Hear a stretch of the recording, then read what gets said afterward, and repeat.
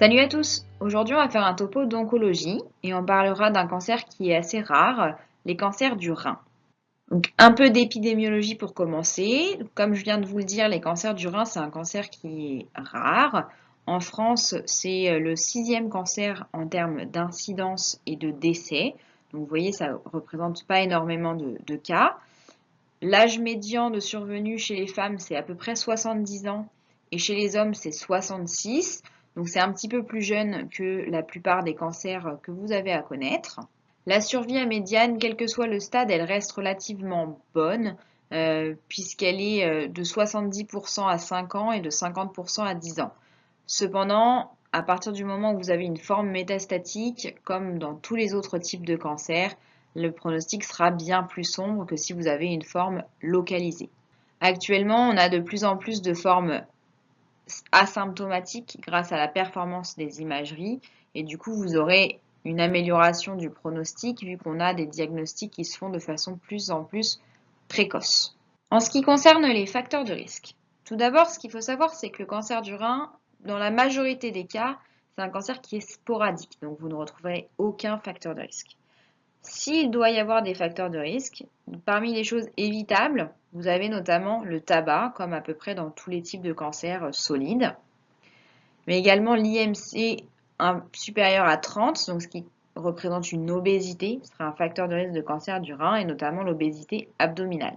L'hypertension artérielle, c'est aussi un facteur de risque assez important de cancer du rein, mais il n'y a pas que l'hypertension en tant que telle, il y a également les traitements liés à une hypertension artérielle qui vont être un facteur de risque de cancer du rein. Dans les facteurs d'exposition professionnelle, vous avez l'exposition au trichloroéthylène, et ça c'est un agent qu'on va retrouver dans tout ce qui est industrie du caoutchouc, dans les produits d'entretien, les dégraissages et le nettoyage des métaux, mais aussi dans tout ce qui est solvant, peinture, vernis.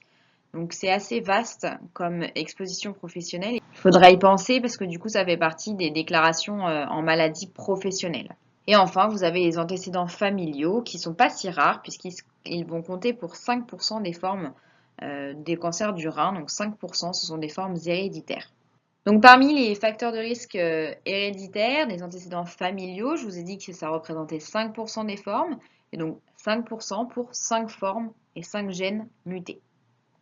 La principale à retenir, c'est la mutation du gène VHL qui représente la maladie de von Hippel-Lindau. Et ça, ce sera essentiellement des cancers du rein à cellules claires. Il y aura pas mal de signes associés et donc qui vous feront évoquer cette maladie. Principalement d'autres types de cancers, comme les hémangioblastomes du système nerveux et de la rétine, les kystes et les tumeurs endocrines du pancréas, les phéochromocytomes, les tumeurs du sac endolaphatique et les cytadénomes de l'épididyme. Donc toute forme associée à un autre cancer doit vous faire évoquer la maladie de von Hippel-Lindau qui est la principale à retenir.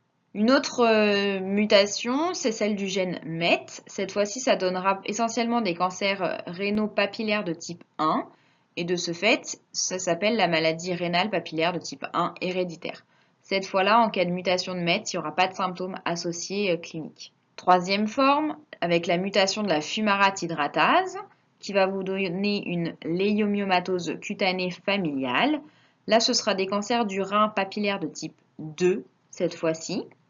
Et ils seront associés à des symptômes cliniques, donc des léiomyomes cutanés, que vous voyez ici au niveau du mollet chez cette personne, mais également des léiomyomes utérins qui peuvent être multiples et plus ou moins gros chez la femme.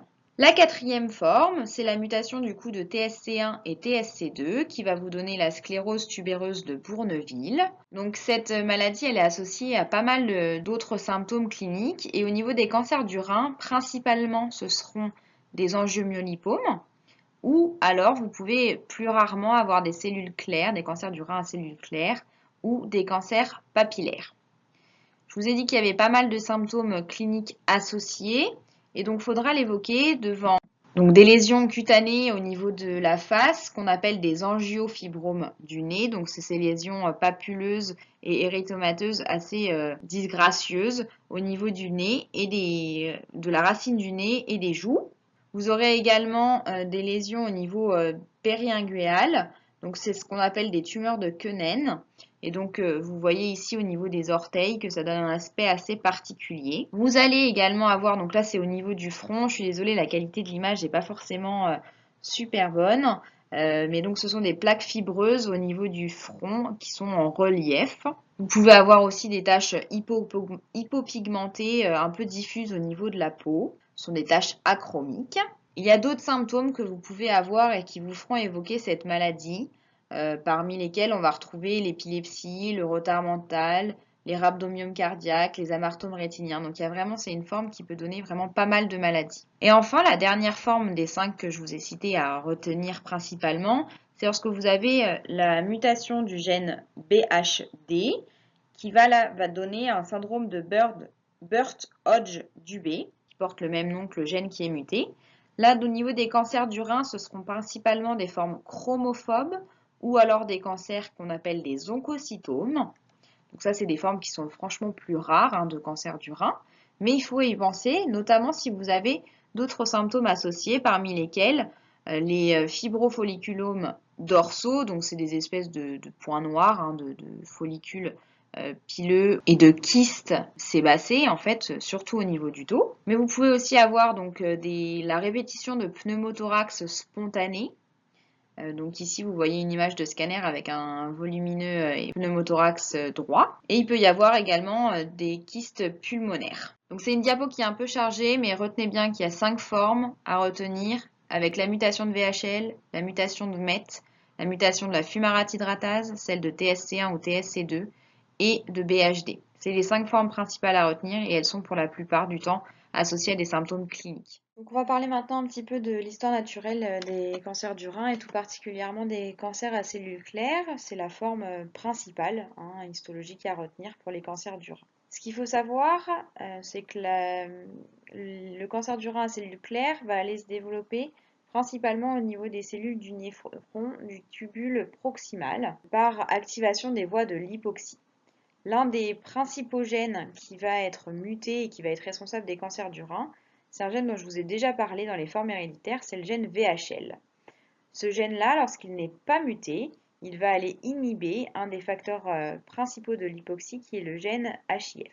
Si toutefois vous avez une mutation du gène VHL, à ce compte-là, on va avoir tout de suite une activation de la voie HIF. Par cette activation, vous allez avoir une cascade de transcription de gènes qui va conduire à l'activation de gènes pro-angiogéniques et notamment du VEGF. Le fait que vous ayez une activation des gènes pro-angiogéniques, ça va induire bien sûr une néovascularisation.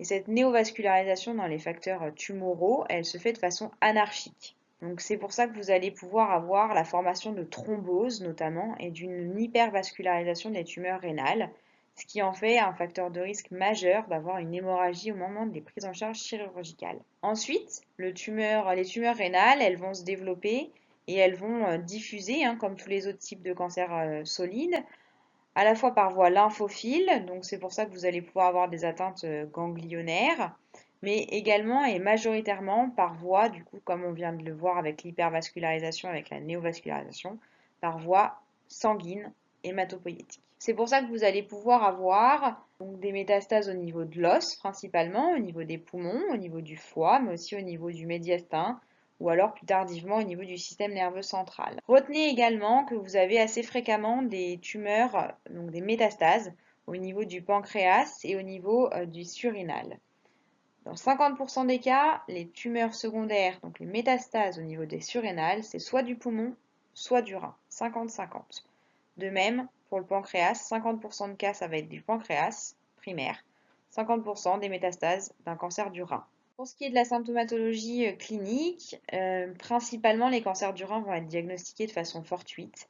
On fait des bilans d'imagerie de plus en plus fréquemment et donc on peut tomber de plus en plus fréquemment sur les lésions rénales de plus petite taille qui n'ont pas forcément de symptomatologie clinique. Dans moins de 10% des cas, on va avoir une triade qui par contre, elle va être symptomatique. Donc c'est rare, mais il faut bien y penser si vous retrouvez ces 3 symptômes, avec une hématurie macroscopique, une masse palpable au niveau des lombaires et une douleur lombaire. On peut avoir également des varicocèles, gauche ou droit, si on a une thrombose de la veine cave inférieure ou de la veine rénale.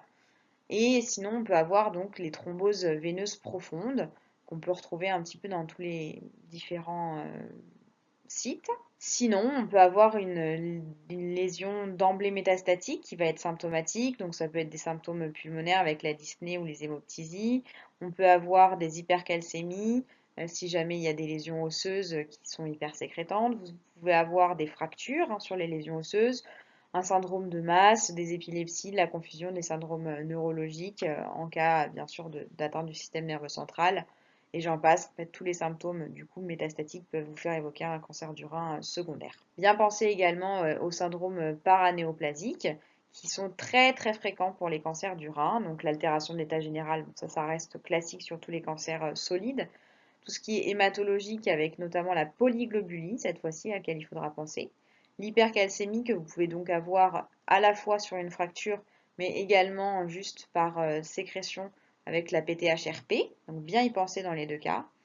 Par augmentation de la rénine, vous allez pouvoir avoir de l'hypertension artérielle et bien sûr les syndromes plus classiques, on va dire, comme les syndromes inflammatoires biologiques. Après la clinique, on va passer aux examens complémentaires. Donc pour commencer, on va aller au plus simple avec les bilans biologiques complets et notamment l'évaluation de la fonction rénale qui va être primordiale pour la prise en charge thérapeutique. En imagerie, donc pour le bilan loco-régional, l'examen de première intention, bien sûr, c'est l'échographie qui va vous permettre d'avoir la taille tumorale, savoir vraiment l'aspect de la tumeur, si c'est plutôt solide ou kystique, voir un peu la vascularisation et voir éventuellement la présence ou pas d'une thrombose.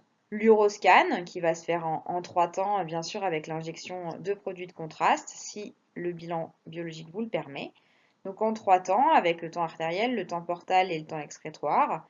Le temps portal va vous permettre de visualiser la vascularisation de la tumeur et le temps tardif excrétoire permettra de voir les rapports avec les voies excrétrices. L'IRM pourra également être utile, notamment si vous avez des tumeurs kystiques ou en cas d'insuffisance rénale qui vous contre-indiquerait l'injection des produits de contraste iodés. Si toutefois dans les 2 premiers bilans d'imagerie que vous avez fait, vous avez l'hésitation sur une thrombose, l'IRM peut permettre de trancher, donc elle peut être une bonne indication dans ces cas-là. Si vous avez l'intention d'avoir un traitement exhaustif, il faut bien sûr faire tous les bilans d'extension, et ce bilan d'extension, il va passer par un scanner thoraco-abdominopelvien avec injection de produits de contraste une nouvelle fois si c'est possible. Si vous avez le moindre doute d'un envahissement osseux, il faudra que vous fassiez une scintigraphie osseuse. Et l'IRM encéphalique ou le scanner cérébral, donc une imagerie plus globalement encéphalique, sera à réaliser seulement si vous êtes symptomatique. Une fois donc qu'on a tous ces éléments et qu'on est en forte suspicion d'avoir un cancer du rein, comment on va poser le diagnostic de certitude? Comme tout le temps, le diagnostic de certitude, il est anatomopathologique. Il se fait, dans le cas du cancer du rein, par la pièce d'exérèse chirurgicale. On va aller assez peu fréquemment à la biopsie. Cette biopsie, elle se fera sous anesthésie locale avec une aiguille couverte pour protection du trajet de la biopsie. Et on la fait si et seulement si on a un doute sur le diagnostic ou alors qu'on pense vraiment très fortement à quelque chose de bénin ou justement quelque chose de malin mais plutôt à type de tumeur hématologique, donc comme un lymphome, ou bien sûr si vous avez une contre-indication chirurgicale. Pourquoi on ne fait pas souvent les biopsies? Parce que du fait des tumeurs très hémorragiques, on a une morbimortalité qui est assez élevée de 3 à 5%.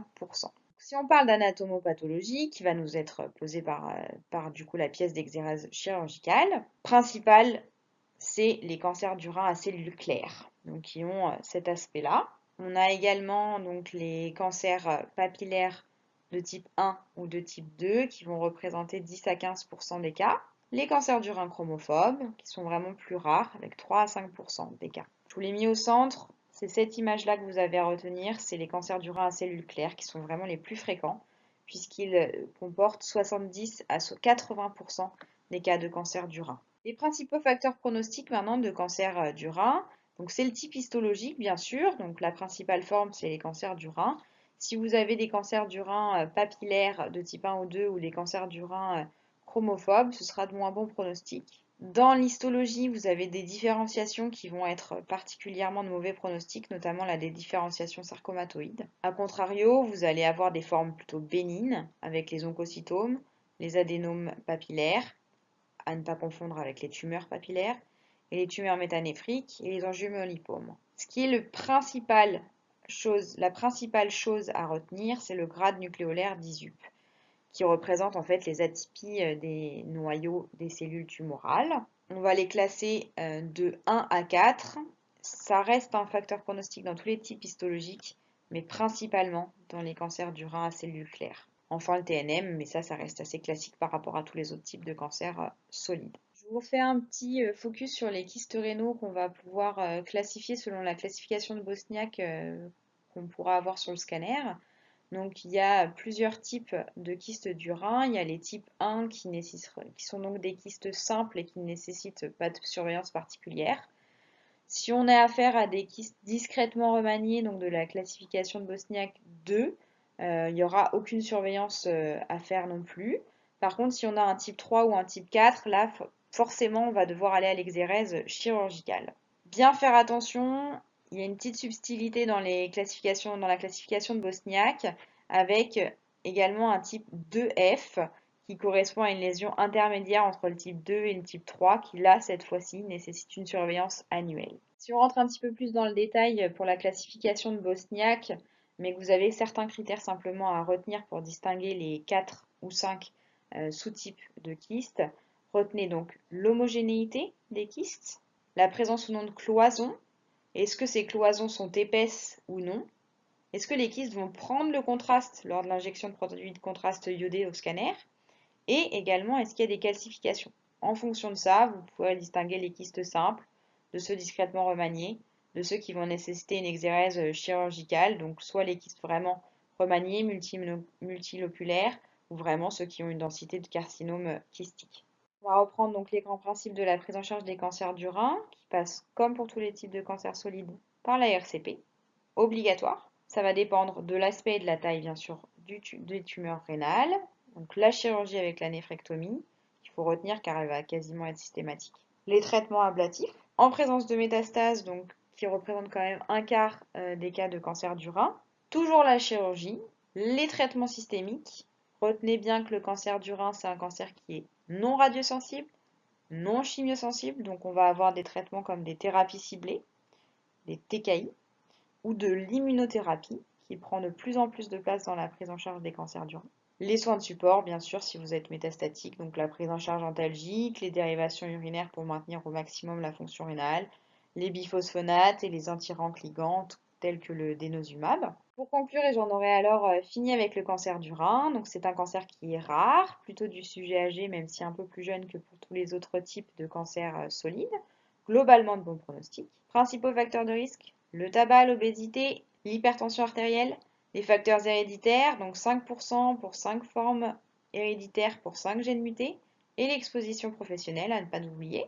Principale voie de développement, l'hypoxie, avec les facteurs pro-angiogéniques, principaux gènes à retenir, VHL, HIF et VEGF. Une triade qui est certes rare, mais pathognomonique, les thromboses des veines profondes, les syndromes paranéoplasiques ou tout autre signe de métastase. L'échographie et l'uroscanner vont vous évoquer bien sûr le diagnostic, mais pour en poser un diagnostic de certitude, il vous faut l'anatomopathologie, donc par exérèse chirurgicale ou biopsie en cas de forme un peu différente. Principale forme histologique, le carcinome rénal à cellules claires. Principal facteur pronostic, le grade nucléolaire ISUP. Je vous remercie pour votre attention, j'espère que ça vous a plu et puis je vous souhaite bon courage pour la suite. À bientôt!